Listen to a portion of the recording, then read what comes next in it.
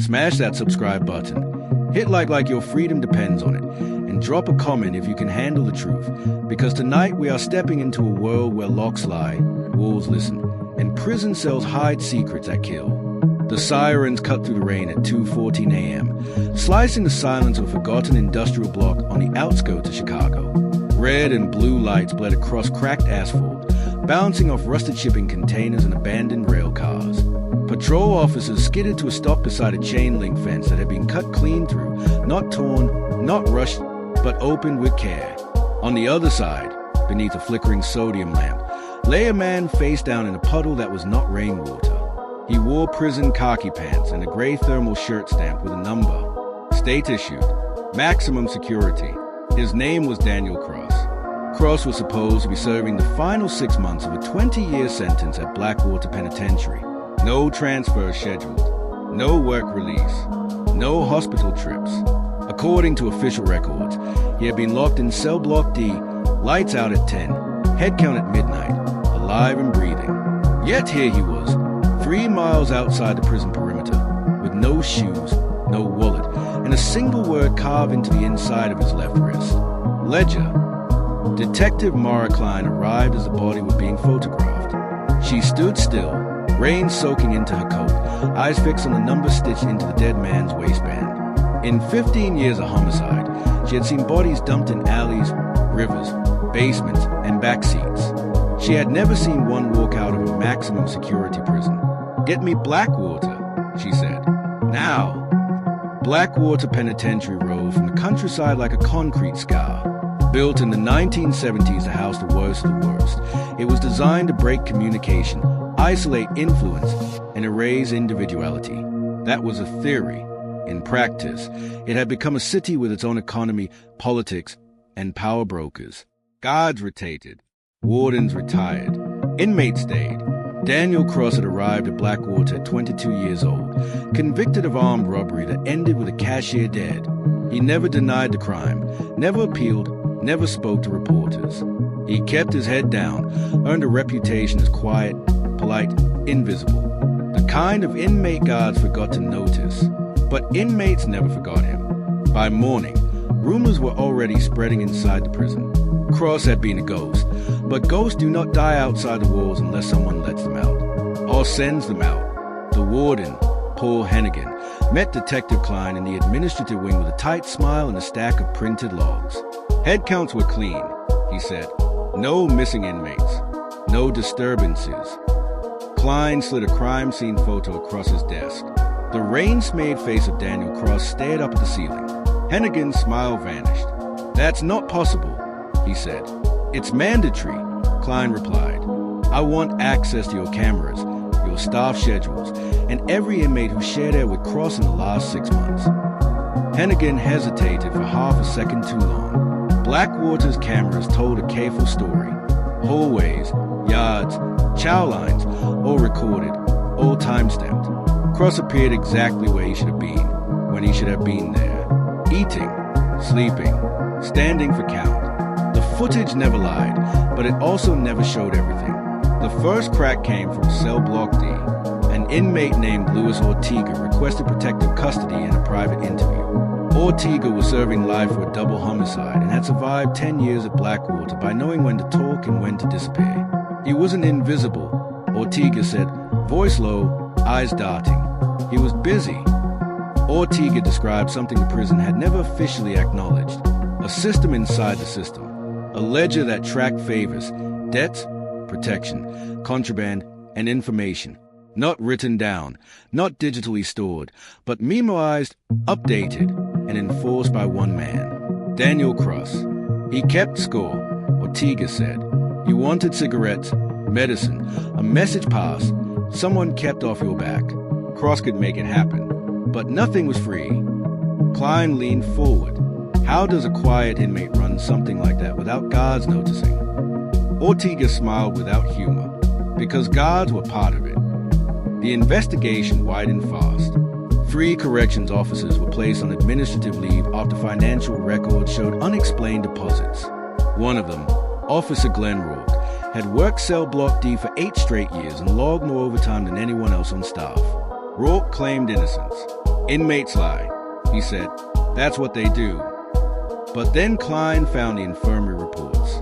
Daniel Cross had visited medical twice a week for months. Always short appointments. Always cleared. Always alone with the same nurse. Official reason, stomach pain. Unofficially, no tests were ever ordered. When questioned, the nurse broke down. He brought names, she said through tears. Guards, inmates, dates, amounts. He said if anything happened to him, it would all come out. He said Blackwater would burn. Klein felt the shape of something forming, something ugly and organized. Cross was not just surviving prison. He was controlling it. And someone had decided the cost of letting him live was higher than the risk of killing him. The question was how. The answer came from a place no one wanted to look. Under Blackwater, beneath the old laundry wing, was a sealed service corridor decommissioned years earlier after fire. Officially, it was inaccessible. Unofficially, maintenance logs showed recent activity. When investigators forced a rusted door open, the air that poured out was cold and stale. Flashlights cut through dust and darkness, revealing a narrow tunnel leading toward the outer perimeter fence. Halfway down the corridor, bolted into the concrete wall, was a metal box. Inside was a notebook. Every page was filled. Names, dates, amounts, transfers, orders, guards, inmates, external contacts. It was a ledger, and tucked into the final page was a note written in careful block letters. If you are reading this, they already chose who survives. The room went silent, because the last name on the list was not an inmate. It was Detective Mara Klein. Detective Mara Klein did not tell anyone about the last page of the ledger. Not the warden, not internal affairs, not even her partner back at homicide. She stood in the underground corridors staring at her own name until the flashlight beam shook in her hand. The ink was fresh compared to the rest. Darker, pressed harder into the paper. Someone had wanted that name to matter. By noon, the ledger was sealed in an evidence bag and escorted out under armed guard. By dusk, 2 of the officers listed in the first 10 pages had vanished. One called in sick and never returned. The other clocked out, drove toward Indiana, and disappeared off the grid. Their phones went dark within minutes of each other. Blackwater was bleeding secrets, and everyone inside knew it. Klein spent the night in her office, reading scanned copies of the ledger page by page. It was not just a record of corruption. It was a map of power. Who controlled cell blocks? Who moved drugs disguised as medication? Who arranged fights, punishments, protections?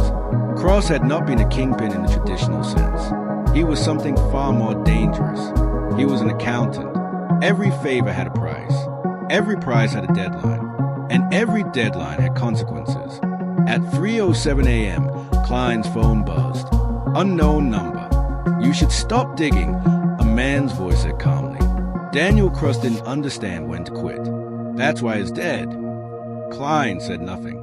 We can make this clean, the voice continued. Close the case. Blame and escape gone wrong. People get promoted. People retire. Everyone sleeps. The line went dead. An hour later, a fire alarm tore through Blackwater Penitentiary. Inmates poured into the yard under floodlights and shouted orders. Smoke curled out of the laundry wing, thick and black. Guards scrambled, radios crackling with confusion. It took 12 minutes to contain the fire. 12 minutes where cameras went offline and procedures broke down. When the smoke cleared, they found a body in the infirmary supply room. Luis Ortega. His throat had been cut with a piece of sharpened plastic. On the floor beside him, written in blood, was a single word: balance. The message was clear. Someone was settling accounts. The next morning, Internal Affairs arrived with federal agents. Warden Hennigan was escorted out in cuffs, his face gray, his mouth still trying to form explanations no one was listening to anymore. Officer Glenn Rourke was found dead in his garage, ruled a suicide within hours, though the gunshot angle raised quiet questions no one pushed too hard. The machine was eating its own parts. Klein was assigned protection she did not ask for. 2 plainclothes officers rotated outside her apartment. She slept in her clothes, gun on the nightstand, lights on. Every noise felt like a warning. She traced Cross's contact beyond the prison walls. Shell companies, P.O. Boxes, a non-profit that funneled money into inmate rehabilitation, but never stepped inside prison. The ledger reached into city council offices, union representatives, even a retired judge who had signed unusually lenient warrants for Blackwater operations years earlier. Then there was a name that appeared more than any other. Evan Mercer. Mercer was a former corrections officer turned private security consultant. He had left Blackwater 5 years earlier under vague circumstances and built a lucrative career advising prisons across the Midwest. His name appeared in the ledger next to payments, meetings, and something cross-labeled external enforcement. Klein requested an interview. Mercer agreed immediately. They met in a glass-walled conference room overlooking downtown, the city glowing below like a different world entirely. Mercer was polished, relaxed, wearing an expensive suit and an expression of mild concern. Daniel Cross was a clever man, Mercer said, but clever inmates don't survive forever. They forget their place. Did you help him forget? Klein asked. Mercer smiled. I help keep order. That's all anyone ever wants in prison. Klein slid a photo across the table, the carved word on Cross's wrist. Ledger. Mercer's eyes flickered for the briefest moment. That's unfortunate, he said. As Klein stood to leave, Mercer added, You're asking the wrong question, detective. She paused. You should be asking why Cross wanted you to find that book. That night, Klein returned to the ledger with fresh eyes. Cross had not hidden it well. The corridor was secret, but not impossible. He had wanted it discovered, wanted the fire lit. Near the back of the ledger, between payment logs and coded notes, she found something she had overlooked. A pattern. Names were crossed out, but only after specific dates. Deaths, transfers, retirements. Cross had been cleaning house. He had been dismantling the system from the inside, using its own rules against it, and that made him a liability. At 11:42 p.m., Klein's apartment went dark. The building lost power. The streetlights outside died in unison. Her phone had no signal. She reached for her gun as glass shattered behind her. The officers assigned to protect her never had a chance. By the time backup arrived, there were 2 bodies in the hallway and no sign of the intruder. No forced entry at the apartment door. No fingerprints. No witnesses. On Klein's kitchen table, placed carefully beside the ledger copy she had brought home, was a flash drive. Attached was a note. You missed the real prison. The drive contained surveillance footage, not from Blackwater, but from a private warehouse outside the city. Inside, inmates in prison uniforms worked assembly lines under armed supervision. Drugs were packaged, documents forged, weapons dismantled. It was an extension of the prison economy, hidden in plain sight. And in the final clip, timestamped 2 days before Cross's death, Daniel Cross stood in front of the camera, alive, calm, and looking directly into the lens. If you are watching this, he said, they already killed me. And if they did that, it means the next move belongs to you. The screen went black. Klein realized the truth too late. Daniel Cross had never been trying to escape prison. He had been trying to break it open.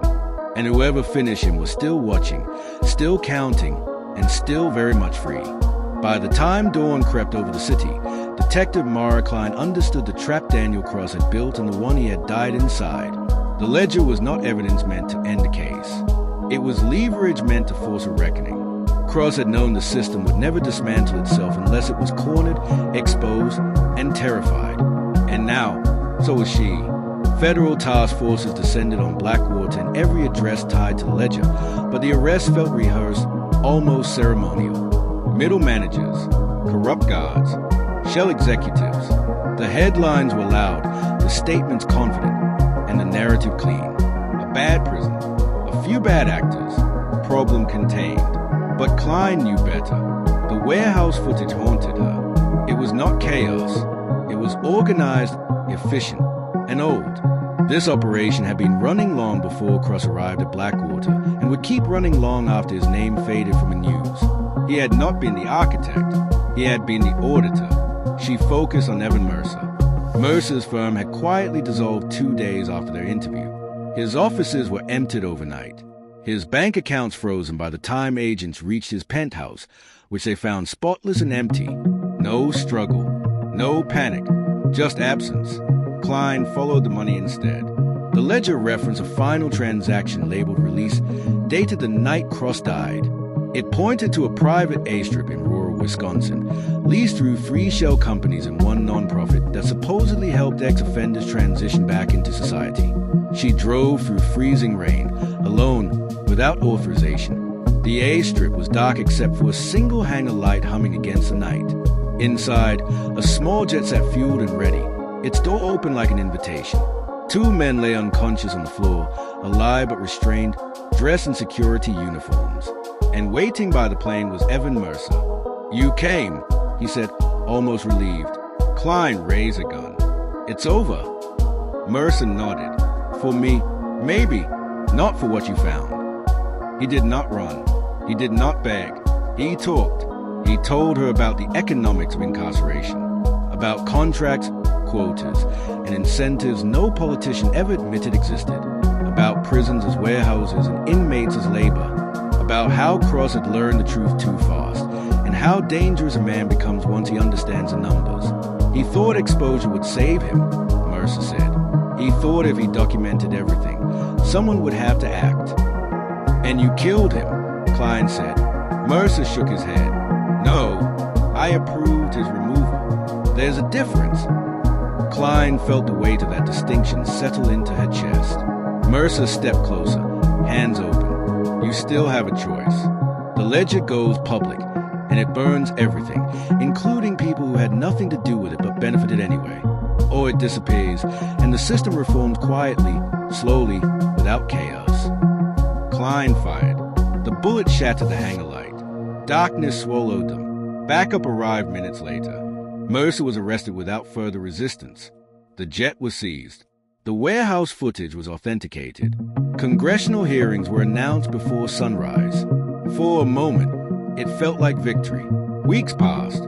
Trials began. Sentences were handed down. Blackwater Penitentiary was placed under federal oversight. The public demanded accountability. And for once, it seemed like they might get it. Daniel Cross became a headline, then a footnote. Klein testified behind closed doors, then again under oath. She handed over everything, including the ledger, every page, every name, every date. 3 months later, the case was officially closed. That same night, a body was found in a river outside St. Louis. Former inmate, recently released. No signs of struggle. On his wrist, carved shallow but unmistakable, was a single word: balance. Klein stared at the photo in silence. The ledger had done its job. It had exposed the system. It had sacrificed its keeper, but it had not destroyed the economy that fed on desperation and silence. Someone else had learned the rules. Someone else was keeping score. She returned home to find a package waiting at her door. No return address. Inside was a notebook, blank pages, heavy paper, and on the first page, written in careful block letters she recognized instantly, was a message: accounts must always be settled. Klein closed the book, knowing exactly what it meant. They thought the secret lives of prison inmates ended behind bars. They were wrong. If this story got under your skin, stay close. There are more secrets still locked away, and the next one is already waiting.